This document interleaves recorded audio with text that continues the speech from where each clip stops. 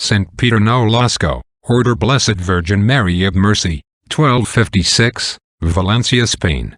Sancti Petri Nolasco was born at Ricardon, near Carcassonne, in France, of noble parents, and showed a remarkable love towards his neighbor. It was considered a foreshadowing of this virtue, when as a child he was crying in his cradle and a swarm of bees lighted upon him and formed a honeycomb on his right hand. He lost his parents early in life. The Albigensian heresy was at that time making way in France. Peter, detesting that sect, sold his estates and withdrew into Spain. This gave him an opportunity to fulfill a vow which he had taken long before, at the shrine of Our Lady of Montserrat. After this he went to Barcelona, and having there spent all his money in ransoming the faithful of Christ from slavery to their enemies, he said often that he would sell himself to free them, or that he would like to be bound by their chains. How agreeable to God was the desire of this holy man, the following event showed. He was one night praying and deeply considering in his mind help for the Christians languishing in captivity, when the Blessed Virgin appeared and suggested that he would be most dear to her son and herself, if he would institute, in her honor, an order of religious men, who would especially devote themselves to the ransom of captives from the infidels. He complied immediately with this heavenly suggestion, and founded the Order of Our Lady of Ransom for the redemption of captives, aided by Saint Raymond of Penafort and James I, King of Aragon, both of whom had that same night received the like revelations from the Mother of God. The religious of this order are bound by a fourth vow to remain as hostages in the pagan's power, if necessary for freeing the Christians.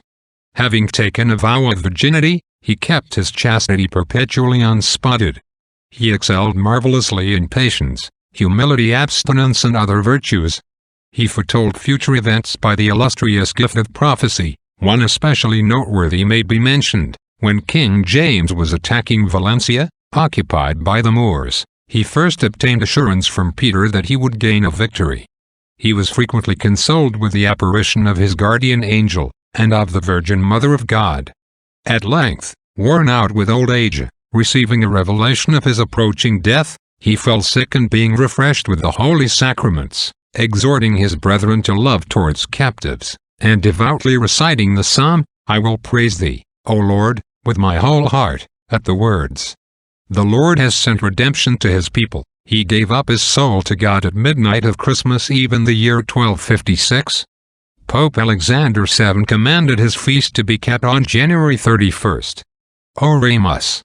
O God, who as an example of thy love didst divinely inspire Blessed Peter to beget within thy church a new family for the ransom of the faithful, grant through his intercession, that we may be loosed from the bonds of sin and enjoy freedom forevermore in our heavenly country.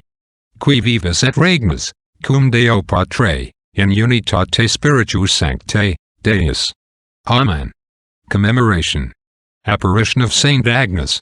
While the parents of Blessed Agnes were keeping unremitting vigil at her tomb, the saint appeared to them by night, accompanied by a choir of virgins, and is said to have spoken thus: "Do not mourn me as dead, my parents, for I live together with these virgins in the heavenly court of him, whom on earth I loved with my whole mind." Some years later, Constantia, the daughter of the Emperor Constantine, seeking to be healed of an incurable ulcer, went, though not yet a Christian, to the same tomb, and falling asleep, she thought she heard these words of Agnes: "Be constant, O Constantia, believe in Jesus Christ the Son of God, who will make thee whole."